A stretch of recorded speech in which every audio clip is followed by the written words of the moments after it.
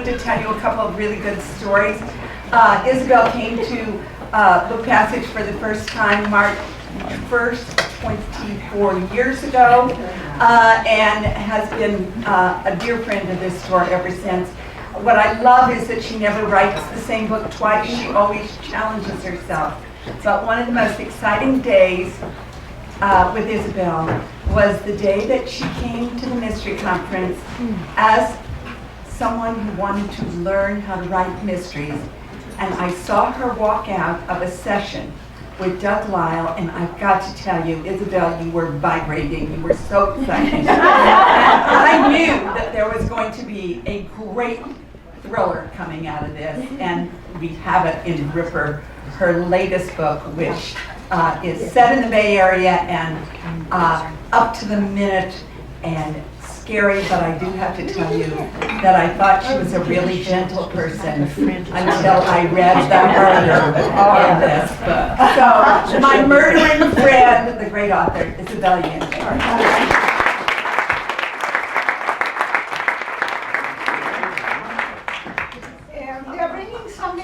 Stand also, you can see me. I will hurry up. Just a couple of good books. Well, thank you for inviting me to speak today, although I have been at the conference only as a student before. And I have to tell you, I've never been able to write Ripper without having attended the conference and without meeting the people I met here. For me, the most interesting person was Doug Lyle, because my idea was a serial killer from the very beginning, and I needed, if I think about killing someone, I just push him through a window, something simple and not very messy. But that doesn't work for a crime novel. For a crime novel, you need something really interesting that will grab the reader, something original. And just reading Doug's website, and I'm sure you have, he has a blog also, and he answers questions from students or people who are interested in writing crime novels. And reading the questions, I got ideas for my book. For example, one of the questions: if I inject my victim with a blood thinner, and I stab the victim 23 times and hang the victim upside down in the shower, would the blood congeal on the bathtub? Who comes up with that? So I'm all the time thinking of ways of killing my husband, but there are simple ways. This is fantastic. I mean, absolutely fantastic. But the idea of writing a crime novel had not occurred to me, mainly because my husband, Willie, writes crime novels, and you don't want two people doing the same thing at home. We live in the same house, we work in the same house, we sleep with the dogs in the same bed. So you don't want to be writing exactly the same books. But in 2012, I was tired. I'm thinking, okay, at my age, most people have retired, and they have a great life, and I don't know, they play golf, I don't know what the heck they do. And maybe I can have a great life too. And I announced to my agent that I was going to retire. And Carmen, my agent, panicked, because I alone support the agency. So she said, no way, she said, you can't retire now, you have to write a novel with Willie. And we thought, oh, that's such a wonderful idea. It had to be, of course, a crime novel. Thank you. You took a long time. One or two? Two. Okay. Is that good? Yeah, no.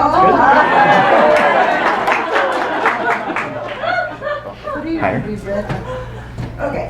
So we started talking. This was around October of 2011, and so we started talking, and no, you're taller. Yeah. So we didn't come to any conclusion, and I started on my books by January 8th. So on January 7th, I said, Willie, tomorrow we start writing. And he said, yeah. And so the next day I got up very early, as I usually do. I did my meditation, walk the dogs, and then I went to my room to start. Willie was watching TV. And so I sort of light my candles, sort of get started. Willie was still watching TV. So I realized that he writes in English and I write in Spanish. I can write for 10 hours, and his attention span is 11 minutes.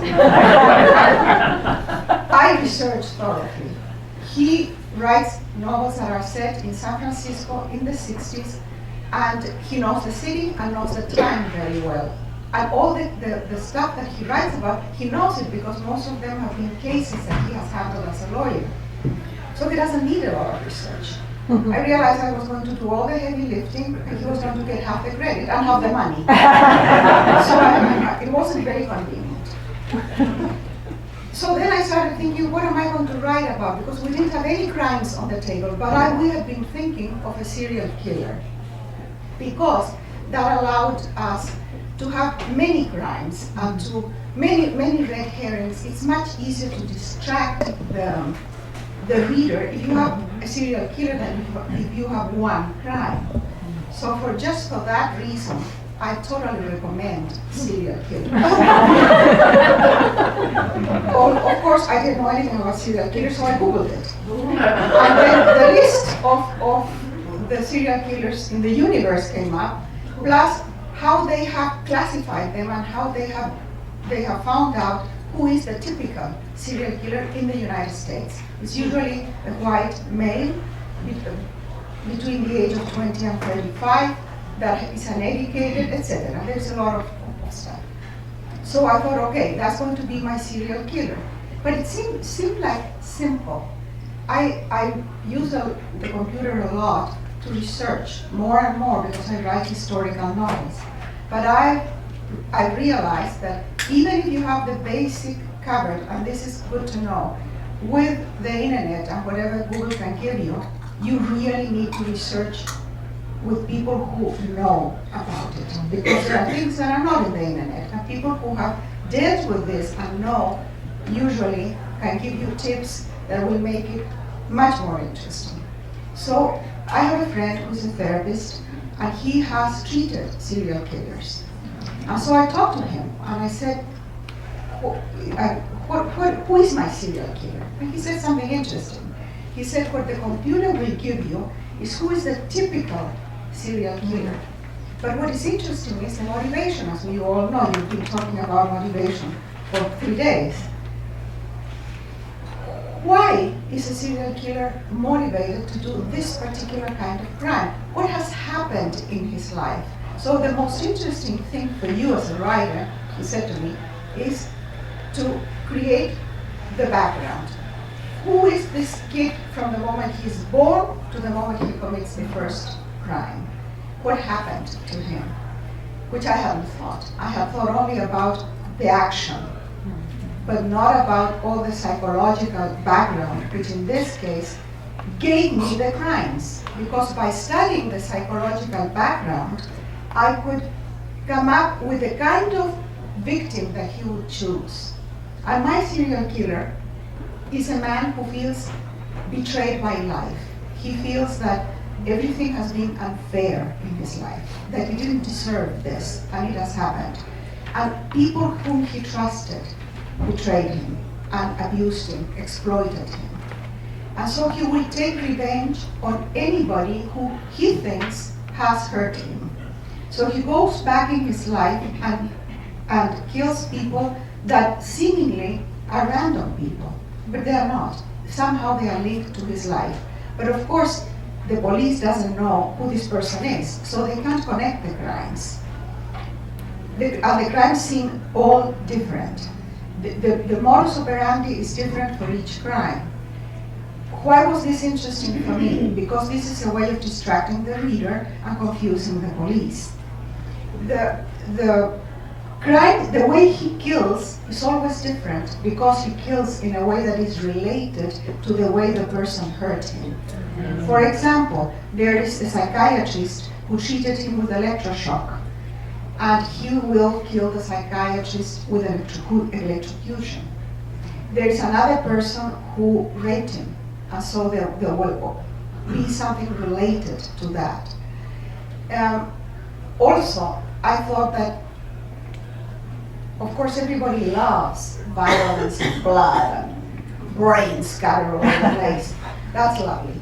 But I'm not very good at that. Even if I read about it, I can't sleep for a couple of weeks. So I made an effort to read the Scandinavian novels, crime novels, because everybody was talking about that, and I thought, well, at least I need to read them. So I couldn't sleep like for 6 months. And I realized that I couldn't describe something like that. And let me give you an example. I have written historical novels starting from the House of the Spirits. And I know a lot about torture for the wrong reasons, because there was a military coup in my country, and torture was established as a way of getting information and punishing people, to establish repression and terror. And I have written about it in many of my novels, but I never describe it. I suggest it. Sometimes you just hear it, sometimes you are anticipating it, sometimes you have already gone through it, but I never describe what's done.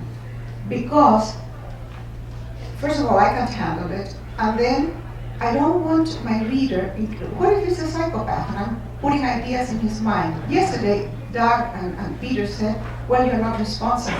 People who are going to commit a crime, they're going to do it anyhow, even if they don't read you. To a certain extent, I think that's true, but you can put ideas in people's heads. Just by listening to Doug, I have 1,000 ideas about how to kill Woody, for example. So he would be responsible eventually if I do something crazy, because he's in the back of my mind like a voice. Like a voice talking all the time. So, I was lost. Oh, I was talking about my serial killer. So I decided that my serial killer would be horrified with blood. So he cannot handle blood. That's not exactly my case, but it would allow me to have crimes that would be horrendous without blood. And he tortures people after they are dead. So there is why does he do that? To humiliate them, and because he's looking for revenge. And each one is tortured in a way that is related to what he thinks has been done to him. Now, the last crime in the book is a woman who has rejected him. It's a woman who doesn't love him, and he feels completely betrayed by this. And so instead of killing her immediately, he kidnaps her. And I'm telling you the book so you don't have to buy it. He kidnaps the woman. And there is a whole part of the book that happens with this woman kidnapped. So that was the inspiration for the book, was the serial killer and talking with Willie. And then the first day, January 8th, I worked for 8 hours, and then Willie calls me and says, okay, let's have a drink, stop it. 7 o'clock. So I go, we have to have a drink, and said, how was your day? And I said, wonderful, wonderful. You know, it starts in San Francisco, it's 2012, so I don't have to research the time. It will be happening as we live it, day by day. Every full moon is my goal. Get to the next full moon. And I would say, yeah, what happened? Well, I'm describing North Beach, and he said, honey, you need a body in the first page. This won't work. So I had to go back and realize that I didn't have the skill to handle suspense, which is, as you have heard here a lot, it's essential for a crime novel. You need it from the first page to the last. How much you give, how much you hold back, how much you sort of anticipate, so that people are expecting that to happen, and it doesn't happen until page 160. And so you have your reader waiting for that moment because you have already anticipated a little bit of it. So all that really helped me. Each day we would talk about the book, and he would tell me, this works, this doesn't work. As I do with these books often. I'm more into the character than suspense. characters are, for me, what carries any story. If I write a historical novel, I have the time and the place that I have researched thoroughly, and nothing else. I don't have a plot, I don't have an outline. And then the characters, I start developing the characters. Now, for development of characters, also you have had a couple of classes. But let me give you a hint. When I was young, I wrote theater for the theater. First play, it was about an ambassador that is kidnapped by guerrillas in South America and hidden in a basement, and they're trying to exchange him for political prisoners. And while they negotiate, they have to live with the guy, and they become friends. And so there is this relationship there. And eventually, at the end, they have to kill him. But what happened in the basement is really important because it's all about character. Which actor represents whom? I wrote it, and then the actors sat around the table to do the first reading. And they all sounded like me. They were all me, with different masks. I had not studied the character fully. I picked up all the papers, went home, and worked really hard to put myself in the skin of each one of the characters. The guerrilla that comes from a middle-class household and is a student, the other one who is a worker, the woman who has, etc. And then each one was different and had a life. So I do that for my books, but what I have learned that is most important is to find someone that can serve as a model. I know very little about the military, for example. I don't come from a military family or a military background, and I come from Chile. In any case, it would be different from here. So I look for someone that can be my model. Why am I going to invent from scratch someone who may come out like a caricature? A friend of mine got me in touch with a Navy SEAL in Washington who was willing to talk. These people are very secretive. They are very, very secretive. They never talk about what they do or what they have done. But this one was willing to talk because he was related to the person who made the contact. So we both flew to New York, to Washington, and spent 3 days with him. In those 3 days, he told me his background, his story. He told me everything about him. He showed me pictures. He showed me his medals. He showed me videos, everything. But most important, I observed him, the body language. How does he carry himself? How is his haircut? How are his hands? I had imagined the hands of a soldier, like rough hands. He had delicate hands of a woman. So that's the kind of detail that you can only get if you have someone you can steal that person's personality and life and everything. I needed to find a place for my assassin to hide the woman that he has kidnapped in the Bay Area. It had to be a place in the Bay Area, and it had to be a place that would not be found, and spooky, scary, fascinating. I couldn't use a basement because that's so nothing. We found a place called Wine Haven that is across the bay in Point Molate. It's an abandoned winery that has been abandoned since the Second World War. You can still find blackboards with the schedule of the day in 1944 in there. I mean, stretchers for the hospital that are there with the blankets. Tunnels or barrels of water that is sealed that you could drink today, 50 years later or 60 years later. The perfect place. It doesn't have any light except a little light that comes through the holes in the roof, that's it. So it was just perfect, but I needed to go there, be there, get someone to show me the place. And again, the winery became a character that I could have not invented. So if whenever possible, find someone to be your guide in certain things. Just as Dr. Lyle can teach you how to kill without being caught. If you have a priest, don't invent the priest, find one. If you have a prostitute, don't invent her. Just find one, and she will be then, the character in your book will be human, will be real, and not your idea of what a prostitute or a priest or a soldier are. And for me, that has helped me with all my writing, but it did help me with this a lot. Because often the character gave me ideas, the person gave me ideas for the character that I would have never come up with. I needed to see to get to Winehaven, not by land, but by water. So the captain of the ferry took me there, and he showed me how you could get there canoeing in a kayak. I've never been in a kayak in my life. Those things were for the Inuits. I had no idea that people use that stuff. So you see, I was not at all prepared, but they give me stuff. So I accumulated a lot of information, a lot of things.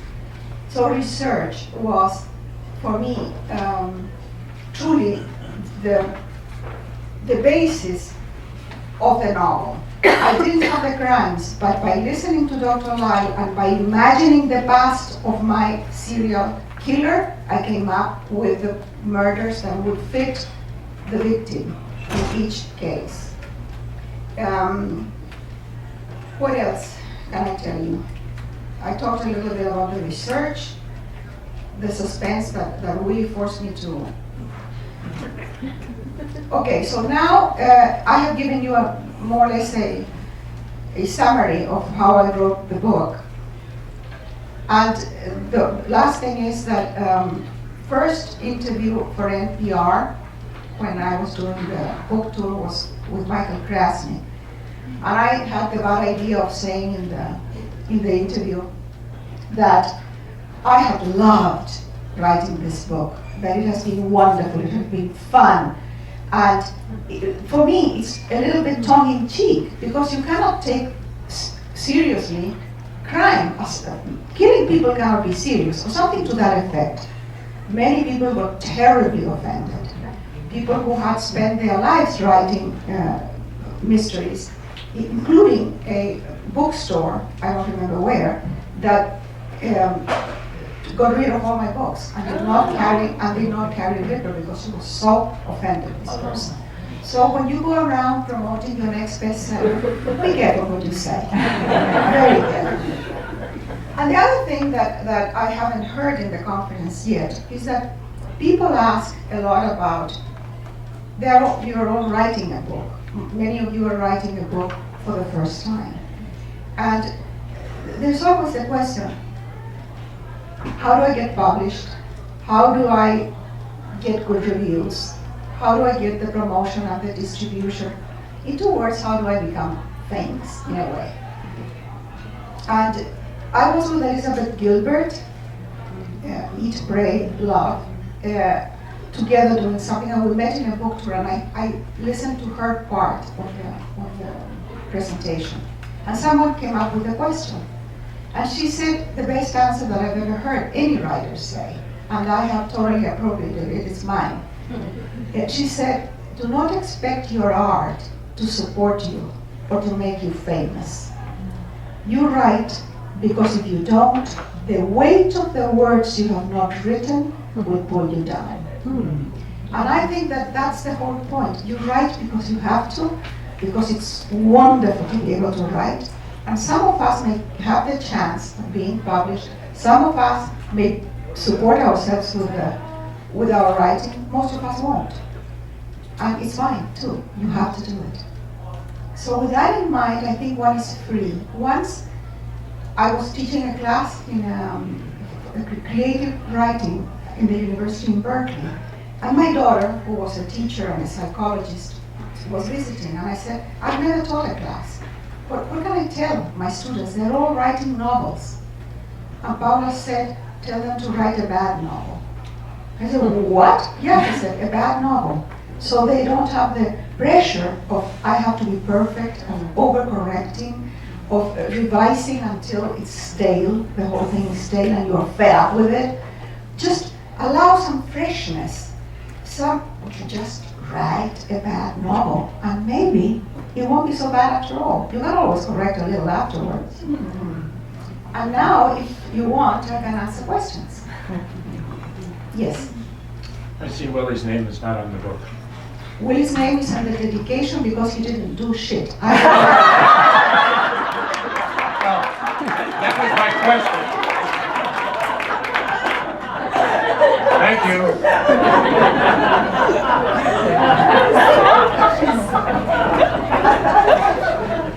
So after you spend 3 days with the Navy SEAL and you write the character, who I love that character, he's got such a good heart. Did you go back to the Navy SEAL and say, this is what I've written? Can you comment on it, or is it okay? Or did you make any adjustments if he was like, I really don't want that in the book? I will repeat the question for the back. She's talking about the Navy SEAL. After I wrote the book, did I show it to him and did he approve of it? I write in Spanish. By the time the book is translated into English, 3 years have gone by. So, of course, the book was already published in Spanish, in Portuguese, in Italian, in German, before it was published in German it wasn't, but in many languages. So it was too late when I got the English translation to go to the Navy SEAL. However, I talked to him on the phone. And I said, is there anything that we talked that you would rather? And he said, yes, no names. Absolutely no names, and not the name of the team either. And you have to disguise the place where this particular action was, which was in Afghanistan, the action that he told me about. That is clue to the book. And so I changed a little bit that. But in general, if I am not using the character's name as circumstances, I don't have to show the book. Now, if I write a memoir, and I have written memoirs in which all my family is there with their names, even if I write in Spanish, I wait for the translation into English. I try to do that as quickly as possible. And I show them the manuscript. And I have written 2 memoirs like that, and I have shown the book, and only one person has objected. And I took that person out. That meant rewriting the book, because it's not a chapter, it's scattered here and there, so I had to rewrite the book. But that was fine. That was better than using someone's life without that person's permission. Amazingly, most people want more, not less.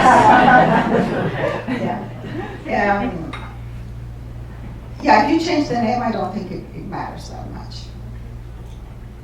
Yes. Would you write another mystery thriller, or are you going to go back to your more traditional? Right now, I'm writing another novel that is not a historical novel. It's not anything that I have written before. It's very different. but that happens all the time when I write. I find something new that seems to be fascinating for a while, and then I tackle that, and that's over. So I don't know if I'm going to be back into writing mysteries, but if I do, I will attend another conference. Carefully, and take notes, because this time I haven't taken any notes. Because there are so many wonderful ideas, and I love the process, because the process has an element of playing. It's playing, which is not the case with most writing. Most writing is stressful, and it I don't know how to explain it, but I have had the feeling of lightness and happiness in writing, with sorrow and with river. That feeling that doesn't matter. It's great.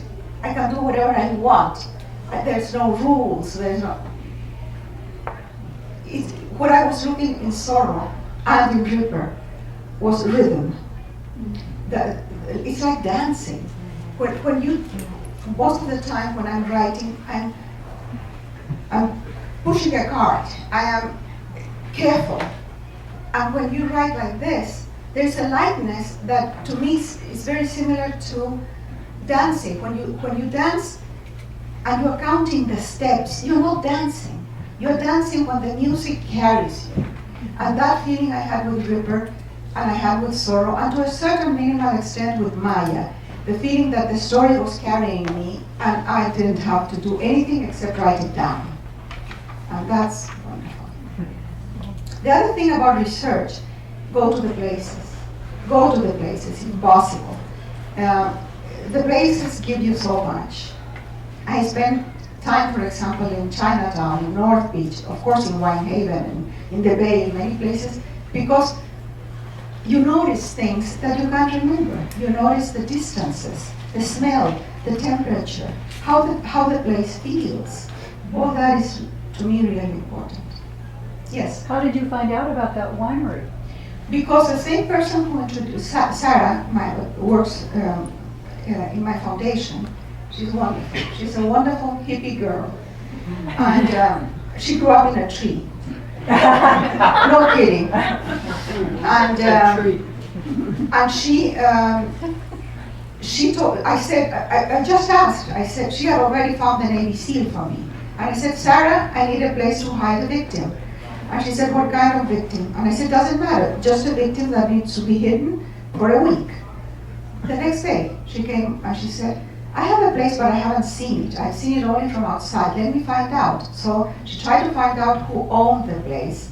First, it had belonged to the Navy after the Second World War. And then it now belongs to the city of Oakland. So she got a permit. We went there, and the guards there, the two guards, are people for characters for a book. I mean, one of them is shorter than I am, ancient, he must be 102. He's called Arlington, and he's full of stories about the place. So he could tell me things that I would have never come up with about it. And he showed me parts of the winery that are not open to the public because it's unsafe. The roof has given away and it's unsafe. So it was great. Yes? Do you take notes when you're getting interviews like that, or do recording, or you just... I record. In this case, because I was with Sarah, with the Navy SEAL, I could talk to the Navy SEAL, and he knew that we were recording, but wasn't aware of the recorder, because Sarah is very small and she was doing it. I record because if I take notes in a conversation, usually it sort of makes it slower, the person is more cautious, it's easier to record. Of course, later you have to listen to the whole thing and transcribe, but it's work that you have to do. Yes? Of all the books you've written, what's your most beloved? Of all the books I've written, which one is my most beloved? The book that has been, that I have had most response from the readership is Paula.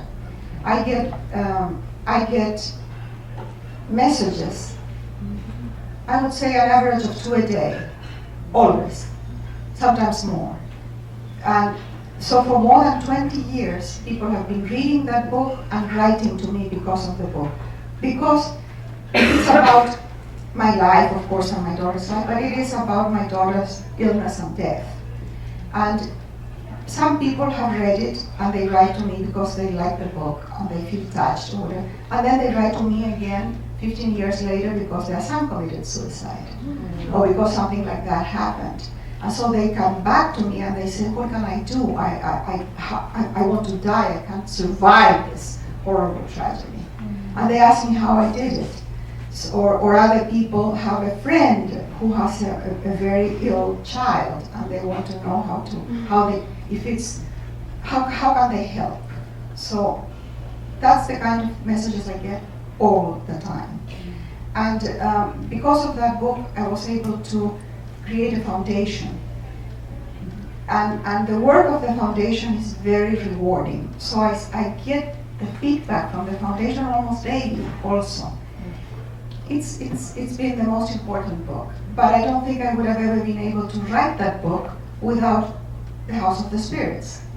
My first book, The House of the Spirits, was written like that light-hearted thing about sorrow, but it was a different subject because it was about exile and about dictatorship. So And it was real. It was the story of my family and my country. So it had, for me, it was really important to write all down. I didn't do it lightly, but I did it without knowing anything about literature. I had never read a book review in my life. I didn't know the literary world out there, publishing, editing, nothing of that, let alone reviewing. So I wrote it in the kitchen in my apartment in Caracas, writing at night only because I worked 12 hours a day and I did not quit my day job until the third novel published and translated already to several languages. That means that you really cannot make a living with your writing unless you have a rich husband or a rich wife, which I recommend heartily.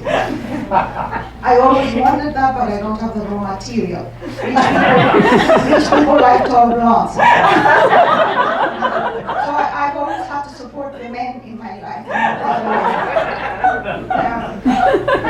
But without the House of the Spirits paving the way for all the other books, I don't think I would be here talking to you today. I would still be working in the school.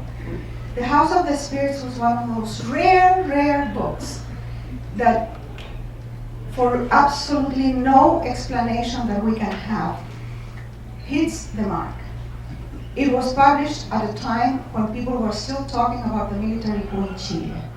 Salvador Allende had died in the coup. The name Allende was catchy. I was the only woman writing in a boom of Latin American literature written all by males. So that was also something that was interesting. And the eyes of the world were in Latin America, as they are today in the Middle East. So any novel that comes out of the Middle East today, people are waiting for that. They're curious about it. That was the case with Latin America. And people were buying, like hotcakes, the books written by Latin American writers. And I just came in at the end of that movement of the boom. I'm not considered part of the boom. I am post-boom. Being post whatever is not that good. but there I am. And the novel was published in Spanish in Spain. I think it was, let's say, August or September of 1982. And that year, in October, a few weeks later, it was the hit in the Frankfurt Book Fair. And all the European publishers wanted the rights and they were ready to translate the book. I was living in Venezuela. I had no idea about what was going on. And so my agent, very wise woman, said, anybody can write a first good book because they pour there everything they have, everything they are, all their lives, their relatives, everything is in there. The real writer is proven on the second book. So I started immediately writing a second novel to prove to my agent that I was able to write. And without knowing what was happening with the House of the Spirits, I only knew that I had signed some contracts without reading them. And now I read them. And then a year later, exactly a year later, I started receiving the first checks. And then I realized that you could make some money with this thing. I couldn't believe it, but of course I knew that that money would never be enough to support me and my kids. So I kept on working in the school where I was working, and when I had 3 books published, then I sort of added up and said, okay, I can do it. And then I came to the United States on a book tour for Isabel Allende, and I met Willie. And I moved to the United States and I had to start from scratch all over again. But it was, that's how it happened. And I was really lucky. Because other writers have written excellent books. And they don't make it the way the House of the Spirits did. Yes, in the back here. Did you have a particular motivation or inspiration for writing Maya's Cuaderno? Maya's notebook? Yeah. If I had a motivation to write Maya's notebook, yes, my granddaughter. I have a stunningly beautiful granddaughter. You wouldn't believe it, she's tall. Her legs start here. It's just legs and eyes. And she looks like Jennifer Lopez, but 50 years younger. And when she was 15, she had this incredible beauty and the brain of an 8-year-old. So it was very hard to control her, and men were after her in the streets. And how do you hold back a girl like that? She would take risks and be always like on the edge of danger and adventure. So fortunately, my son is a computer geek, and so he hacked everything. And he always knew where she was and could catch her before she got in real trouble. And she survived, and now she's doing great. But during that time, we were all terrified. And I thought that by writing all the worst things that could happen to her, I would exorcise reality. Because you don't write what will happen. If you write it, it doesn't happen.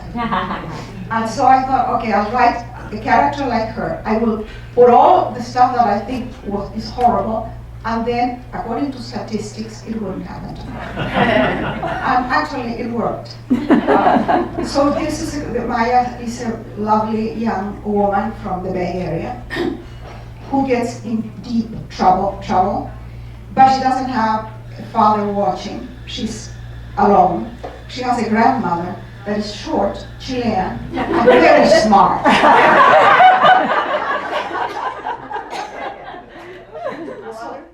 So the grandmother saves her.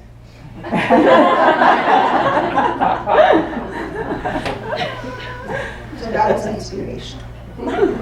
Yes. Why January 8th? Why January 8th? Well, first it was because I started my first book on January 8th, and just for luck, I started other books on that date. But now, it's because I'm disciplined, and I could be procrastinating forever. There's always something to do. I wake up in the morning and I have a list of things to do. But starting January 8th, the priority is the book, whatever I'm writing. And that means that I get up, unless it's a very important doctor appointment, it can be postponed, because the book is first priority, starting on that day. And what is interesting is that people around me know. So they don't invite me, they don't come, they don't call me. I have created that bubble around that date that allows me to write. And that is really great. It has worked for me. Most people cannot do that because they say, oh, I can't have a date and sit down and I will be inspired. I'm not inspired. I'm not waiting for inspiration at all. Some days are just blank days that I sit on the computer and nothing happens. I know that whatever I'm writing is useless because I will throw it away the next day. It's stuck somewhere. Sometimes it goes on for weeks. I still show up. I show up in my work and I correct, I research, I rewrite, whatever is needed. But I do it. Thinking always that writing is like training for sports. You train and train and train every day to create the muscle. And no one sees the training and nobody cares how much you trained and worked. They only care about how you play the game. It's the same with writing. Nobody cares how much work you have put into your book. Don't even tell people. Nobody gives anything about that. What they really need is the final product. And your final product needs all that work, all the training to create the muscle. So that's the way it goes. It's very slow. How long does it take you to write a book? How long does it take me? It depends on the book. For example, The House of the Spirits I wrote only writing at night and the weekends in a year. And I didn't have a script, nothing. I just sat down, and that was it. In a small portable typewriter that I still have. It was in a museum, by the way. Because it's so old that my grandchildren said, "What is this for?" They think it's some kitchen appliance. No kidding. It's so old. And then you have to write with carbon paper and to make the copy. But of course you wouldn't because it was too complicated. So you had only one copy of the book that you had to cut with scissors if you want to move a paragraph and tape it with Scotch tape. And it had typex all over it. You could stamp the pages. They were like cardboard each page. So that's the way I wrote The House of the Spirits. But to write Island Beneath the Sea, that is the story of the slave revolt in Haiti, took me 4 years. because I researched and then I got sick with the research, because when you start learning what people can do to other people when they have power and impunity, they can get away with it, it's horrendous. And I got really sick. And so in the meantime, I stopped, thinking I will never be able to write this book. And so I wrote a memoir, The Sum of Our Days.